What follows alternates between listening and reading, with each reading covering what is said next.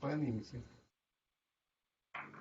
Buenas tardes, tengan todos bienvenidos a esta transmisión en la que daremos a conocer los programas de historia del CIESAS. Ofrecemos dos programas, maestría en historia y doctorado en esta disciplina. Es muy importante que sepan, jóvenes, que quien se inscribe en la maestría puede pasar al doctorado, aunque sea otro programa, siempre y cuando termine su tesis a tiempo para comenzar el programa de doctorado. Ahora tenemos 14 estudiantes doctorándose con nosotros con temas sumamente importantes para la historiografía de América Latina. Es muy importante que sepan lo que no somos. No somos un programa de historia de Yucatán, ni del sureste de México, ni de México. Somos un programa de historia que tiene como ámbito fundamental, pero no único, la América Latina. De tal forma que las tesis de los estudiantes de maestría y de doctorado se pueden realizar en cualquier región sobre un tema importante de la historia, puede ser nacional, regional, puede ser local. Solamente debe ser un proyecto de historia que nos diga algo de este inmenso territorio tan incomprendido todavía desde distintas disciplinas. También es importante que les cuente que quien quiera estudiar antropología, este no es el lugar. Nuestro posgrado ofrece maestría y doctorado en historia, que es otra cosa. Somos primos hermanos, nos llevamos excelentemente bien, pero quien quiera estudiar sociología o quiere estudiar filosofía, debe buscar otra opción. El CIESAS tiene excelentes posgrados de maestría y de doctorado en lingüística indoamericana, en antropología, en ciencia social, de tal manera que pueden encontrar en este amplio abanico de posgrados del CIESAS lo que están buscando. La historia tiene sus propios métodos de operar, tiene sus lecturas clásicas, tiene sus técnicas que son muy particulares de esta importante disciplina. La sede de este posgrado, maestría y doctorado, está en la unidad peninsular, en el Parque Científico y Tecnológico de la ciudad de Mérida. Aquí, Mérida, en Yucatán, la península. Pero la planta de profesores, como ustedes pueden constatar en la página de nuestra institución, está compuesta por lo mejor de los investigadores, historiadores, etnohistoriadores, que trabajan esta disciplina. Y también tenemos apoyo de algunos antropólogos y de geógrafos cuando así lo necesitamos. Entonces, es muy importante que sepan que este programa es docente para formar historiadores. Pero si es usted antropólogo, arqueólogo, arquitecto, biólogo o de cualquier otra disciplina afín, es importante que sepa que para nosotros no va a dejar de ser licenciado o maestro en arqueología, sino que a su licenciatura o su maestría va a sumar un conocimiento nuevo que le va a permitir mirar el presente y el pasado de mejor manera. No sustituimos nosotros las disciplinas anteriores, sino tratamos de que se conjuguen para que las tesis y los trabajos sean mucho mejores, ustedes se sientan confortables y a gusto con lo que están estudiando. El plan de estudios, antes de ceder la palabra a mis compañeras América Molina y la doctora Gabriela Solís, que aquí conmigo en Mérida, América está en la Ciudad de México, llevamos un año escolarizado, o sea, materias, los profesores vienen de Oaxaca, vienen del noreste, vienen de la Ciudad de México, a impartir las clases, son presenciales, ustedes conocen a los profesores, y después del año en maestría y doctorado, se procede a la conformación de los comités de tesis, etcétera, y entonces van a poder ustedes trabajar de manera más directa con sus directores, sus comités, pero siempre con una visión de formación en la historia. Tenemos 3 líneas de investigación muy desarrolladas, ya muy practicadas, pero estas líneas de investigación no son pequeños doctorados o maestrías, ¿no? La maestría es en historia, el doctorado es en historia y puede el joven atender más hacia un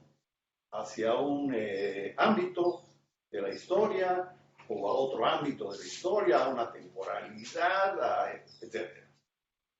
No proyectamos a ustedes, no les podemos dar lo que no sabemos. Eso es muy importante decirlo. No les podemos formar en geografía, no les podemos formar en antropología. Podemos conversar con estas disciplinas. Nuestros profesores son de la mejor calidad, son de la Academia Mexicana de Ciencias, de niveles altos del Sistema Nacional de Investigadores, de la Academia Mexicana de Historia, o sea que, y con una alta productividad que ustedes pueden consultar en pues, los instrumentos de los jóvenes, que son el Internet y demás. Entonces, le cedo la palabra en este momento a la doctora América Molina para que pues avancemos en este diálogo que queremos tener con ustedes.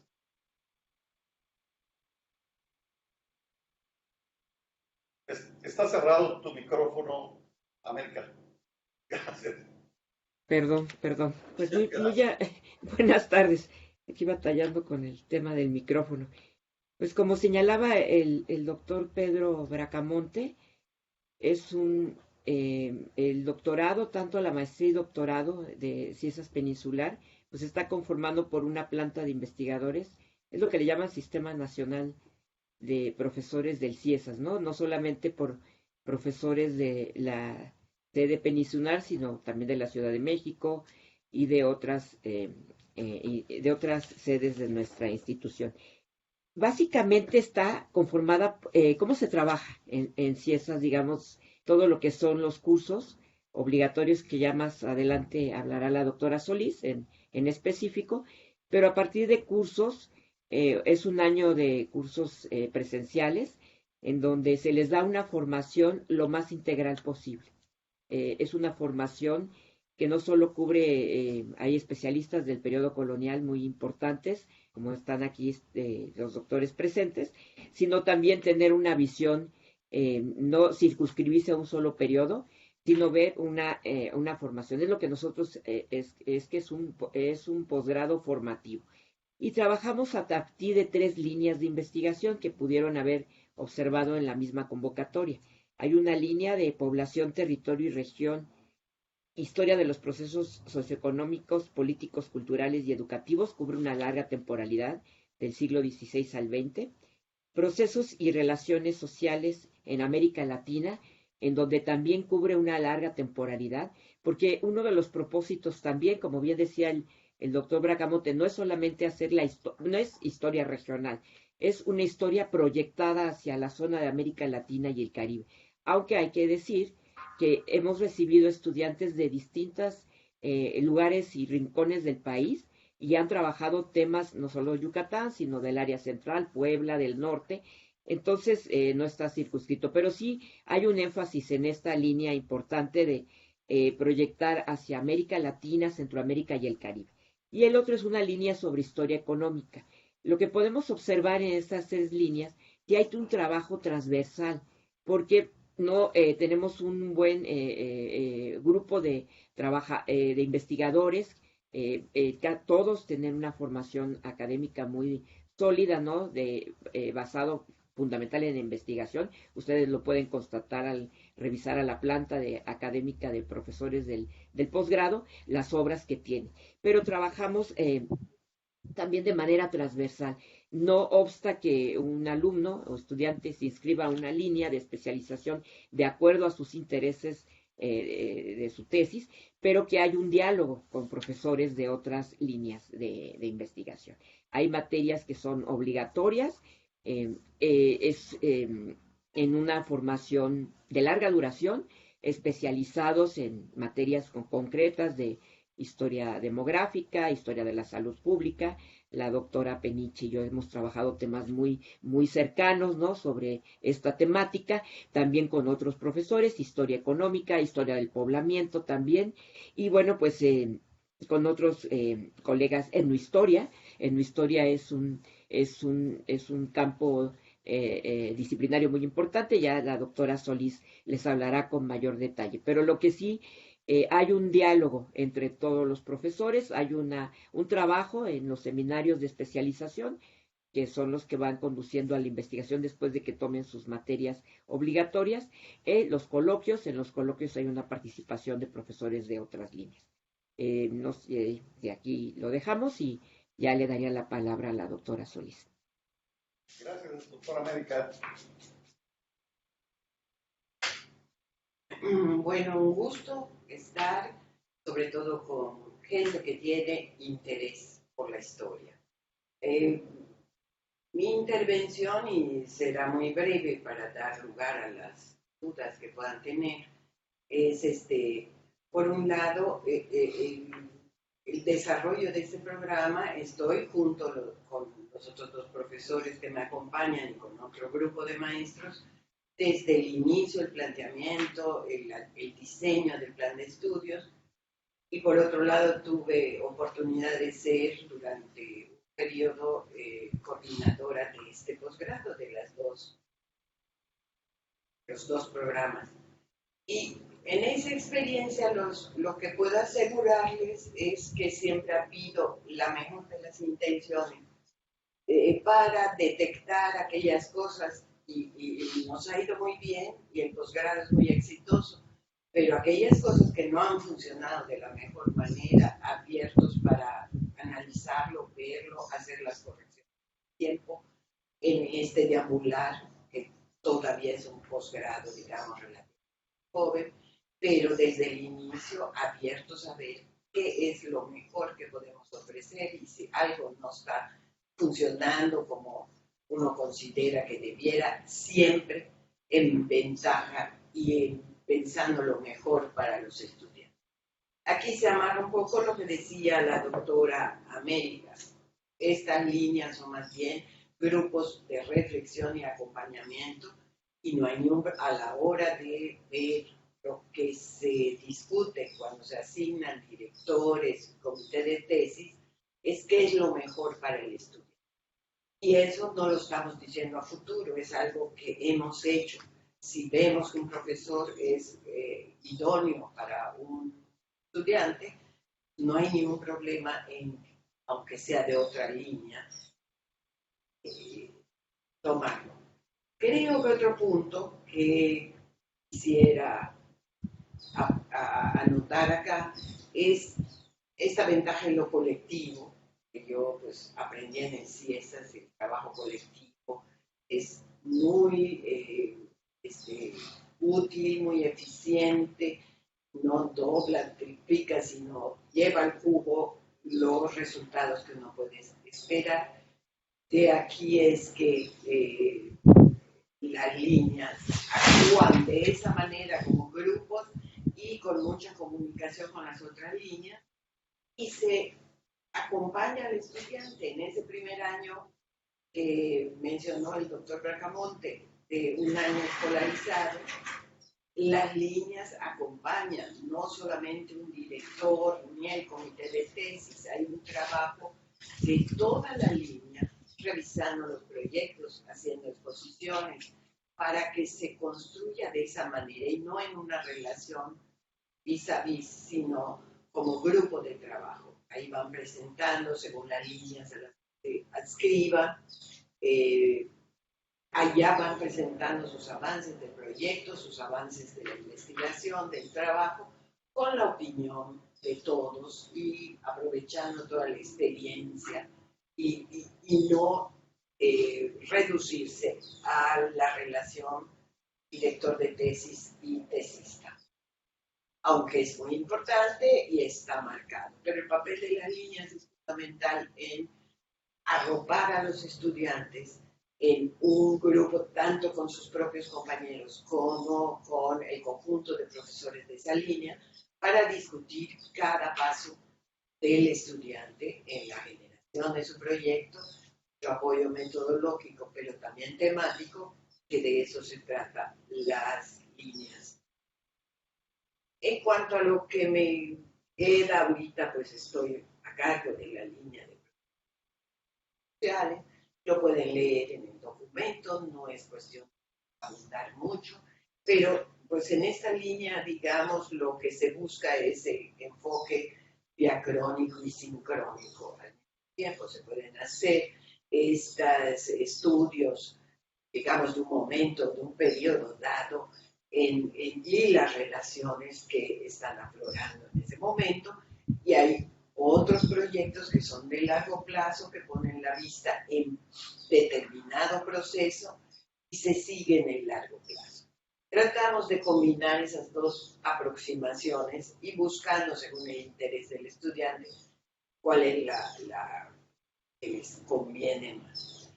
De cualquier manera, este colectivo, o sea, el profesorado, puesto con su instancia, que es el pleno de profesores, y luego el colegio académico, que es, digamos, el órgano rector de dos programas de posgrado, van dando cauce a las inquietudes de profesores, también de alumnos, y hemos procurado ser abiertos para oír. No puede uno mejorar si no oye uno en lo que uno mismo está fallando. A veces habla uno demasiado, tiene que dar uno más.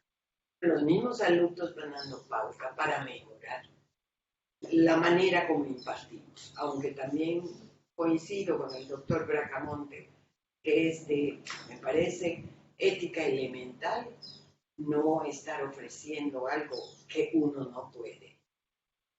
Entonces, pues sí, de allá hay un delicado equilibrio entre lo que es muy importante, el interés del aspirante, que puede haber un abanico muy grande, y lo que podemos con eficiencia, con conocimiento, enseñar.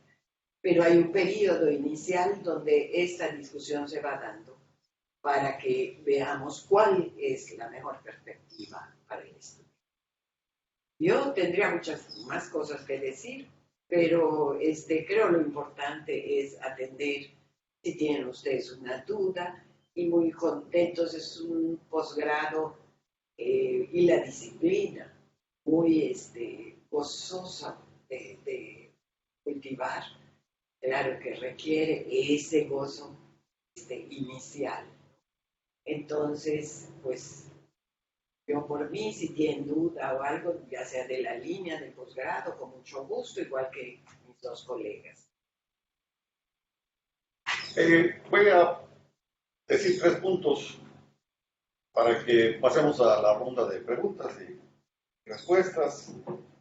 Aquí en el Parque Científico Tecnológico de Mérida está la biblioteca la María González Cicero, que es la biblioteca de ciencias peninsular especializada en historia.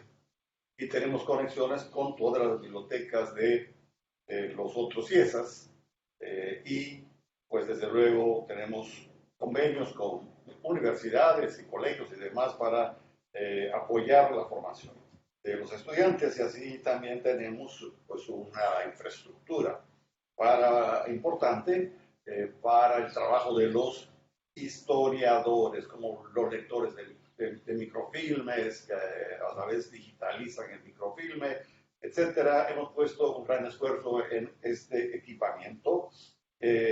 Por otro lado, formamos parte de los dos programas del Programa Nacional de Posgrados de calidad, que ahora se está cambiando de nombre. Eso no les debe preocupar a ustedes.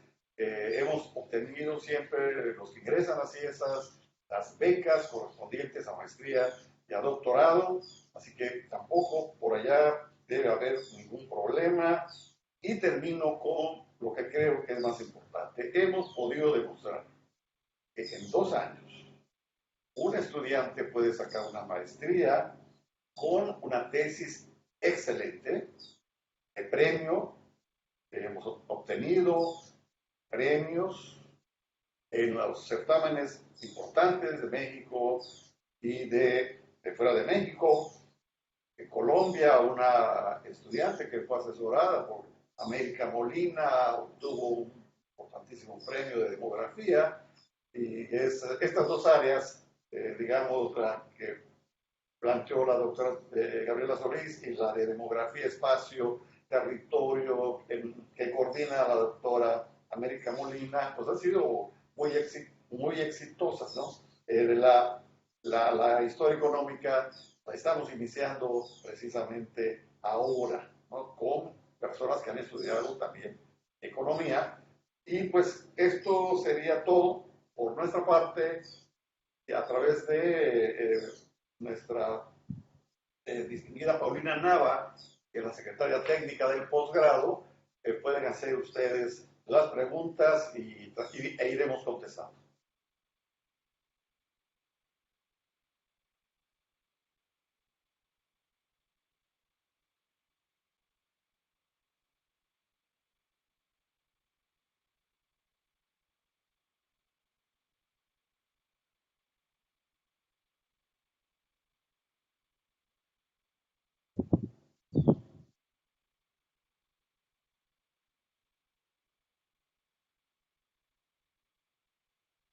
Para Paulina, no tiene conexión mi celular, ahora ya tiene. Hay una persona que es licenciada en administración y quiere estudiar la maestría en historia. ¿Qué quisiera contestar? La doctora Solís. Yo he dado una clase desde el inicio de este posgrado, que es análisis del sistema colonial. Me sorprendió mucho cuando una alumna pues era licenciada en diseño de hábitat. Más lejano, digamos, no podía estar. Esta muchacha, cuando hay empeño y gusto por la historia, se metió al archivo y trabajó temas muy bonitos de resistencia, de geografía eclesiástica, con documentos. Tenía facilidad para leerlos. O sea, eso más depende de la intención de querer adquirir otros conocimientos que se complementen con el conocimiento anterior que trae uno. No olvidarlo, pero si la intención es estudiar historia, pues creo que tenemos 2 buenos programas que acompañan muy bien a los estudiantes, y no habría ningún obstáculo. Allá entonces se tomaría más en cuenta cuál es la idea.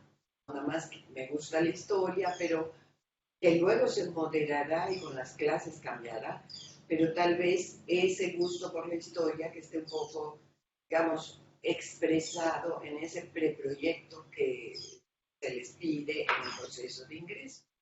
Un preproyecto que no tiene que ser demasiado elaborado ni demasiado largo, pero con cierta claridad de tema o temporalidad sobre el cual se podría trabajar. Digamos que básicamente es esa intención del estudiante de convertirse en historiador, de aprender.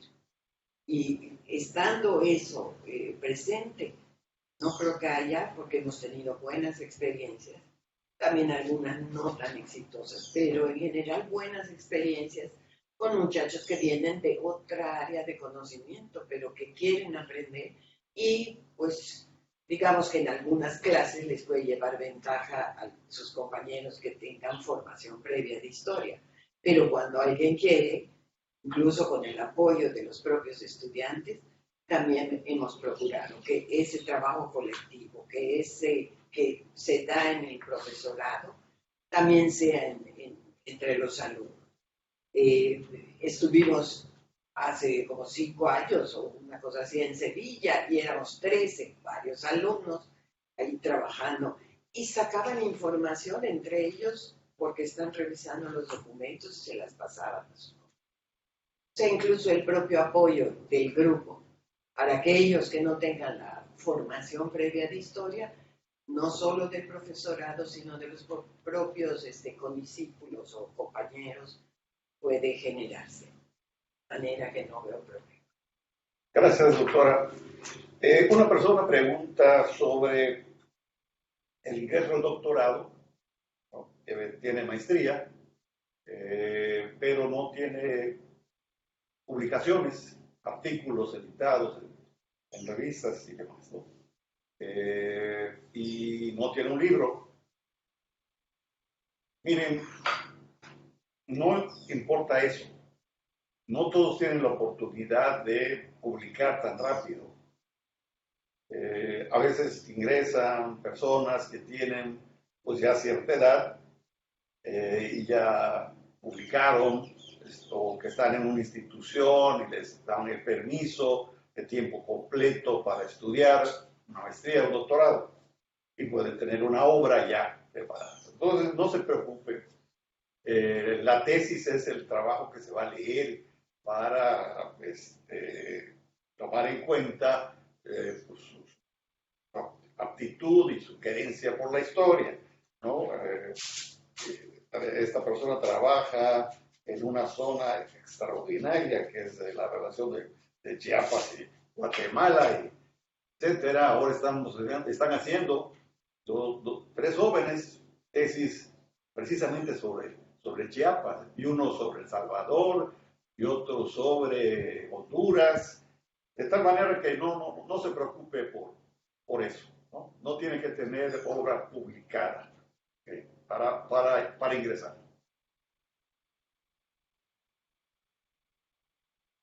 Aquí tenemos otra pregunta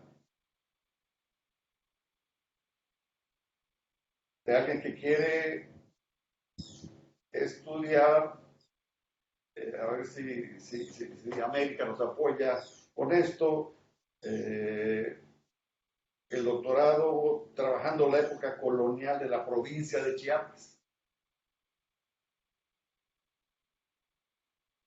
Pues por supuesto que llega a un muy buen doctorado que ofrece Ciesas Peninsular por la amplia experiencia que tienen aquí mis colegas presentes, ¿no?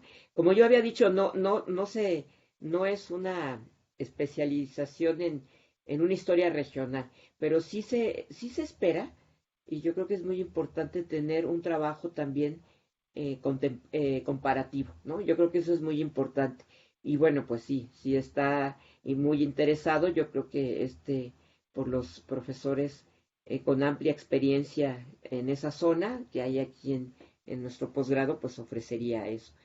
Pero es muy interesante porque a lo largo del ingreso de muchos estudiantes que llegan a veces con un tema determinado, y que incluso el doctor Pedro Bracamonte se lo señala al ingresar, es que aspiran a que también puedan cambiar de tema de tesis, y así ha ocurrido, ¿no? Por la formación que se da en ciencias peninsular, una formación muy integral, muy importante, y bueno, pues sí, sí, ahí tenemos varios trabajos de tesis muy importantes de esa zona de Chiapas. Gracias, doctora. Alguien que supongo es extranjero pregunta sobre los requisitos, esos están en la página para extranjeros. Sí tienen que tener en cuenta que México les pedirá, ya contando con la carta de aceptación, que estén un tiempo antes para hacer las cuestiones del CURP, la cédula de identificación, digamos, y otras cosas para que puedan cobrar la beca, porque los extranjeros pueden cobrar la beca CONACYT, ¿no? Y cuando dice CONACYT que sí que hay un número limitado, ese número es limitado porque depende de la lista que cada posgrado calificado presenta. Si entran 10 personas al posgrado o entran 20, nosotros mandamos la lista CONACYT de los que ya acreditaron su ingreso, y con ese con ese instrumento legal solicitan directamente la beca. No debe haber ningún problema para obtenerla. Entonces, sí, los extranjeros tienen que pasar por un proceso de ingreso al país, la visa de estudiante, etcétera, que también está en nuestras páginas, o de manera concreta puede usted preguntar, ya sea a mí o a Paulina Nava o a mí.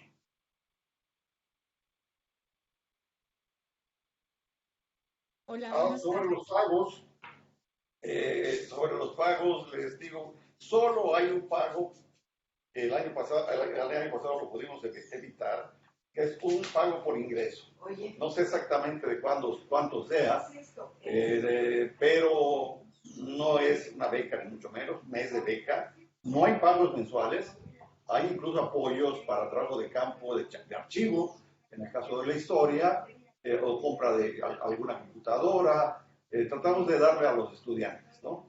Y sí, CONACYT, la Secretaría de Hacienda, creo que impone algún pago inicial, pero es por programa, o sea, son por los 2 años de la maestría y los 4 años que dura el doctorado. No cobramos colegiaturas. Aparece quizá, porque estamos obligados a manifestarlo, que el que no quiera beca, el que sea muy rico, y el que quiera pagar, pues lo podrá hacer, pero no somos de esa tesitura nosotros. Y la doctora Solís tiene una pregunta. Ojalá y se hubiera traducido en la pregunta, pero una persona llama desde Coahuila,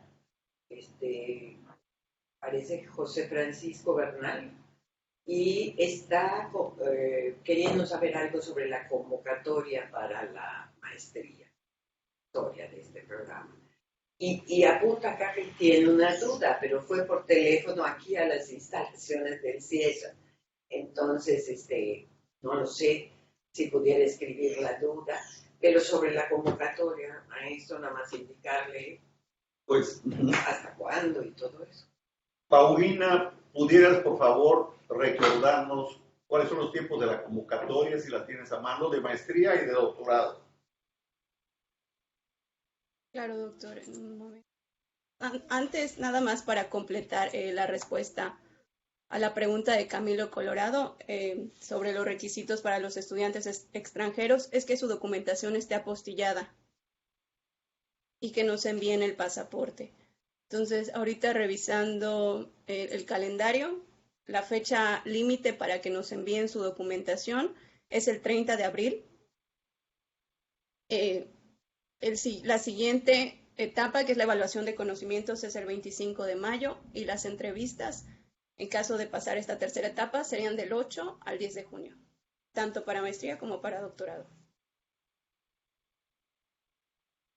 Muchas gracias, Paulina. Y esta persona que llama de Coahuila y dice tener una duda, pues yo creo que tal vez a través de correo electrónico, si es que ahorita no puede plasmarla en este medio de comunicación que tenemos, pero se puede dirigir al posgrado, a la dirección de posgrado y plantear las dudas que tenga, que pues se las resolveremos o trataremos. Otra pregunta que siempre se hace es relativa al idioma extranjero. Aquí no se deben preocupar ustedes. Si tienen una certificación del idioma inglés o del idioma francés, de cualquiera, o de una lengua originaria de su país o de México, todas esas son lenguas propias para la historia.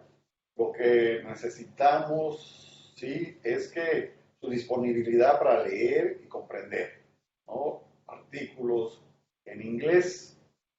Nuestros profesores no son dados a poner mucha bibliografía en inglés, puesto que el castellano es uno de las lenguas más vivas para hacer una excelente narración de la historia. Así que, pues no se preocupen, si les falta algo, pues un cursito por aquí, ¿no? Estando en el primer cuatrimestre, segundo cuatrimestre y adelante. Sí, la doctora Solís da clases de inglés también. Ay, no de paleografía, que por este medio fue un reto muy grande. Pero quería yo acotar con lo del inglés. Desde luego, la comprensión, lectura y comprensión. Pero, ¿por qué dice que no se preocupen? Porque hay una tradición historiográfica y etnohistórica mexicana muy distinta a la etnohistoria norteamericana y privilegiamos esto porque somos parte de esa tradición.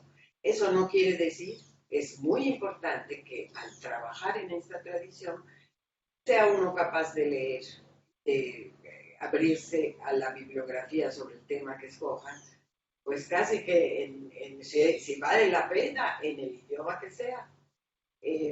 Se pone un poco para que no haya ese pretexto de descartar ciertas lecturas. Pero en lo que dice el profesor Bracamonte, no se preocupen, es que cultivamos mucho esa tradición muy mexicana y pudiéramos extendernos a latinoamericana y de etnohistoria, desde luego, allá se ve más la diferencia entre lo que es la etnohistoria norteamericana y la mexicana, tiene bases distintas, tiene objetivos distintos.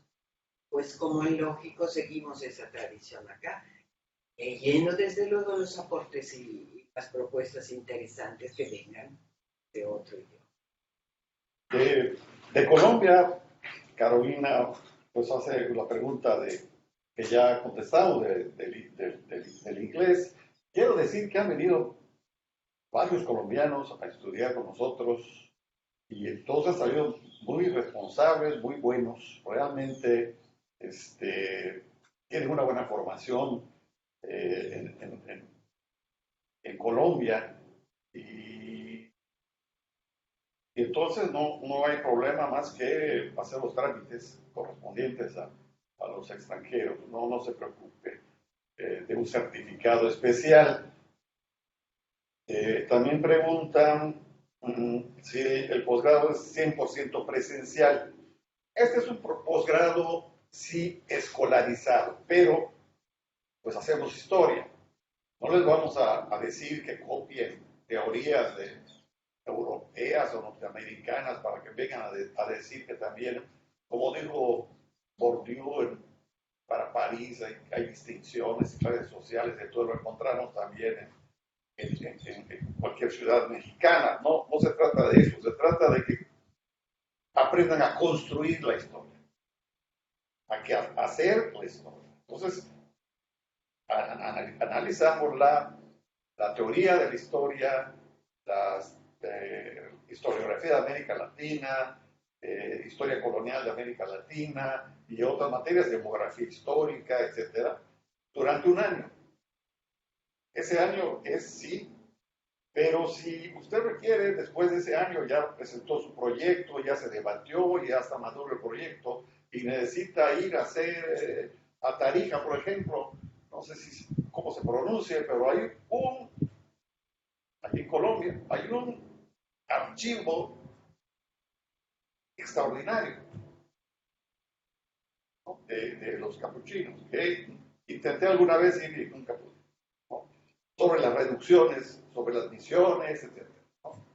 Entonces, cuando salen a campo, al archivo, en el caso de la historia, pues se tienen que ir a los repositorios que necesiten, estar en contacto, en comunicación, y a través de los coloquios nos reunimos aquí en la sede, posteamos para los profesores para que vengan y nos reunimos y debatimos los avances de los proyectos y pues desde luego festejamos lo positivo siempre, ¿no? Porque siempre han sido muy positivos estos coloquios, ¿no? Así que lo que se requiera es, como decía la doctora Solís hace un rato, tenemos que ir amoldando el programa conforme se presentan las necesidades, ¿no? Ahora en la pandemia, desde luego, toda esta generación la hemos llevado por vía virtual, ¿no?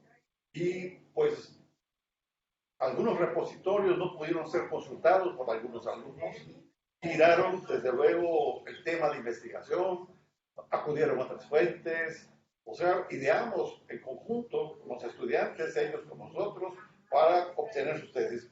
Ayer terminó el coloquio intermedio y les puedo asegurar que salió muy bonito, muy bien, porque los jóvenes, a pesar de la pandemia, y los profesores también, han trabajado mucho, ¿no? Esta es una peculiaridad de la historia, porque hay muchos repositorios en línea. La antropología pues tiene un problema más grave, porque es de persona a persona, la indagación de campo, ¿no? Pero bueno, hay manera siempre de solucionar estos problemas y así lo iremos avanzando. La doctora Solís tiene otra pregunta. No es otra pregunta, es la misma persona de Coahuila que ahora nos deja su teléfono, insiste en el término de la convocatoria que ya se dijo acá a fines de abril y insiste que tiene una duda que llamará de nuevo y a lo mejor pasa la llamada acá.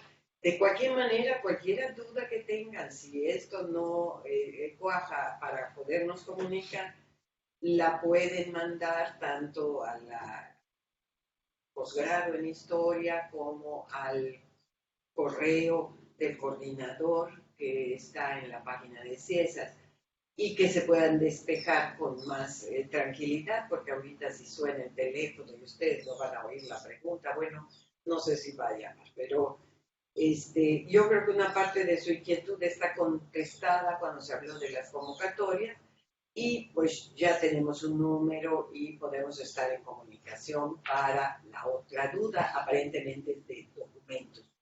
Y eso con Paulina Nava, que es la secretaria técnica, ella les puede orientar en cualquier duda que tengan sobre los documentos que deben entregar como parte de su solicitud de ingreso.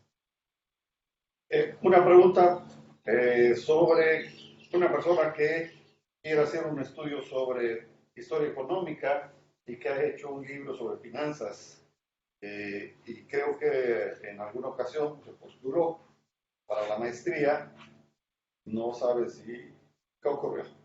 Desde luego, ustedes pueden postular, ¿no? No hay ningún problema por eso. Si en una ocasión no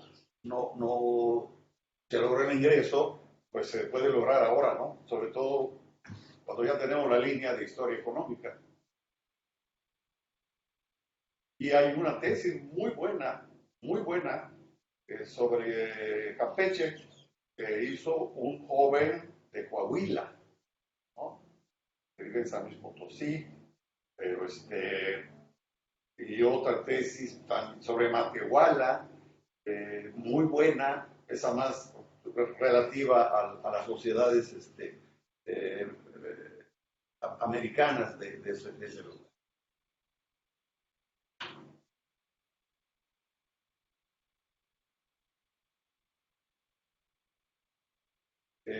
A ver aquí.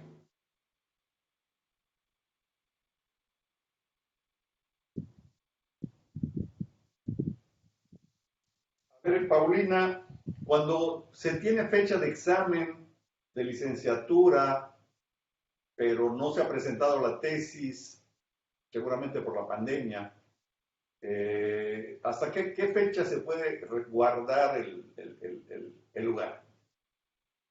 ¿O cómo funciona el reglamento en ese sentido? Y bueno, en vez de entregar pues el documento de grado, puede entregar una constancia o carta de su coordinación en donde se indique la fecha en la que tiene planeado presentar el examen de grado, que debe ser, me parece, para finales de julio. Y bueno, comprometerse a obtener el grado antes de iniciar el posgrado. Sí, está claro que si no está la tesis presentada, no se puede iniciar el posgrado, ni se puede pedir la beca al gobierno de México. Eso sí, es muy claro en nuestro reglamento, pero siempre tenemos, por otro lado, también les quiero decir, dos o tres lugares que serían los que están en la lista, una lista de espera, ¿no? Y a veces si ocurren cosas, que alguien no puede viajar, que cualquier cosa, pues se pasa a esa opción, ¿no?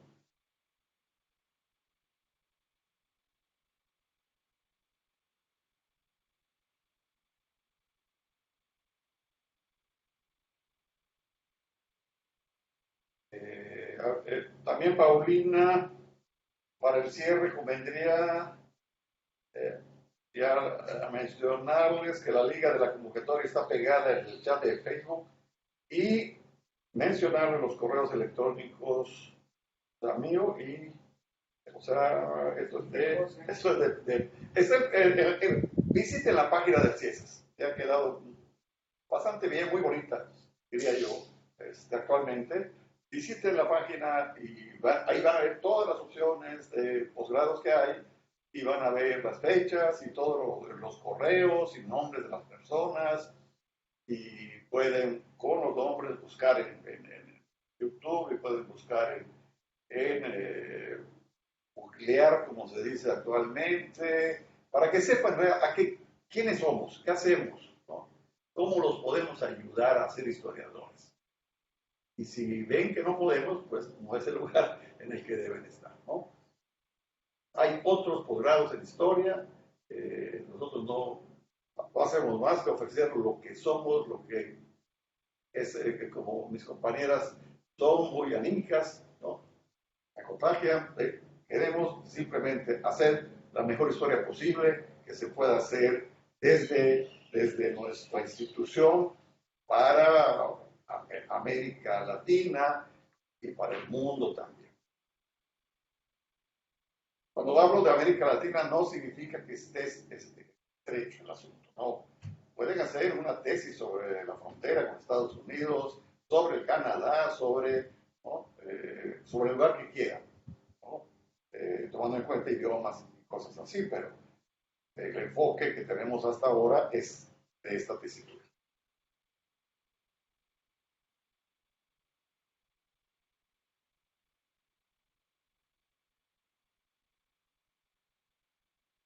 Ya no tenemos preguntas en el chat.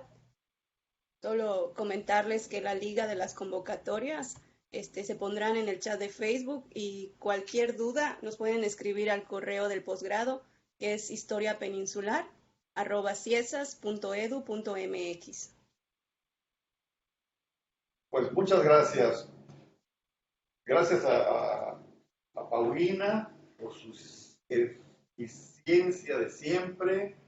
Gracias a la doctora América Molina de Villar, que está en la Ciudad de México, y gracias a la doctora Gabriela Solís Robleda, que está en el Parque Científico de la Ciudad de Mérida, la sede de Ciencias Peninsular. Este es un programa, y le llamamos Interciesas. Colaboramos los historiadores de los CIESAS, en donde hay historiadores. Y pues cuídense, jóvenes, profesores. Este asunto de la pandemia no ha terminado, así que hay que mantener la sana distancia y sobre todo cuidarnos mucho. Hasta luego. Un abrazo desde Mérida a todos.